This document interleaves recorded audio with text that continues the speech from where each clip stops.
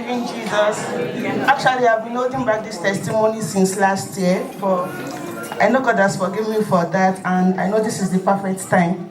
So sometimes last year, before I got pregnant, I was having this kind of abdominal pain. It was so frequent. I had to call GP.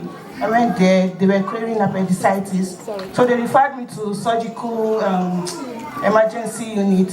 I did ultrasound. They said it wasn't appendicitis, that I have to go to women's health, that it was more of reproductive issue.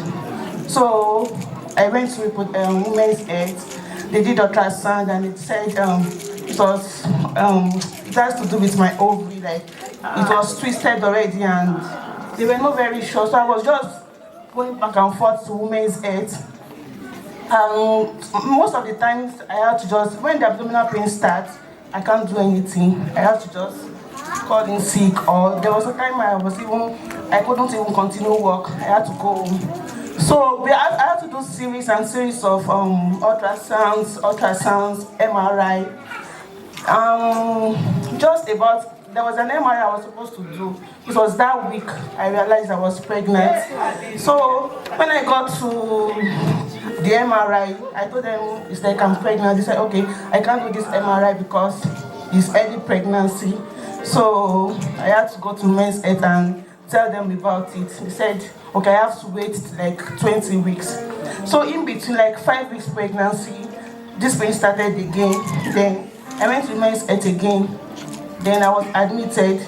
Well, during the admission, the consultant said they have to, because I could not do MRI at that time, the ultrasound, they said the cyst was big and they were not sure if it was twisted, like maybe the ovary was dead already and there's nothing that could happen. So I was admitted. The consultant kept coming back and forth. She said I have to do an laparotomy the next day. And they were not sure if they do the laparotomy and they see, they might have to go and do surgery. And if possible, they might have to take out the ovary.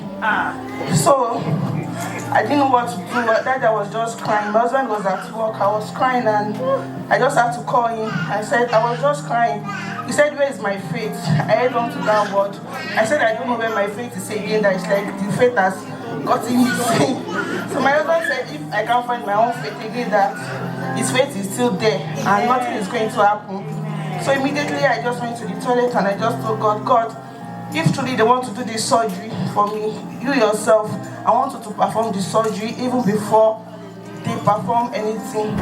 So the consultant was telling me, okay, she has to do this multidisciplinary meeting before they can do anything. So she was coming and, okay, I've talked with this consultant. This consultant said they will carry on with it.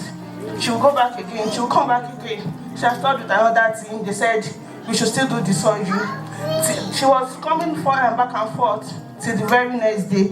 The anesthetist came and said, have they completed on the surgery? I said, no, the consultant has not told me anything. Like she has not said, okay, this is confirmed, we are going. So the next day, the next morning,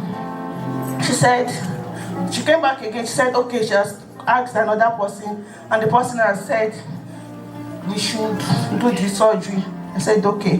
So she said, she's coming back now. When she comes back, she's coming with consent letter. I said, okay, there's no problem. So when she came back, I thought she was going to come with the consent letter. But when she came back, she said, okay, she has talked to another person, to another consultant, and the consultant said, if the pain is not much, if the pain is not severe, there's no point doing anything, that they should just wait till the pregnancy is 20 weeks. Immediately I just said, that is very fine, I will wait. The pain is not there. And even if the pain comes, I will manage with the pain. Because she said, she has been saying that, okay, nothing will happen to the pregnancy. But at that point, she said, if at all there is anything that happens to the pregnancy, it won't be because of the procedure. Immediately I was scared. I said, okay, there's no point. I won't do it again. If at all the pain comes after 20 weeks. But eventually, from that particular day up to this moment, and I know it is permanent already, I want to appreciate God because since that very day, even the MRI I was supposed to do, I have never missed any appointment. But at that particular day, 1 hour after the appointment, I missed the appointment. It was 1 hour after that I remember that I had an appointment. I called them, they said they will get back to me. I want to appreciate God because ever since that day, since that particular day, I want to bless God because to this very moment, God has healed me completely. Even throughout the pregnancy. It is when the baby kicks that I remember that I'm pregnant. I want to appreciate God because God strengthened me. God made me whole.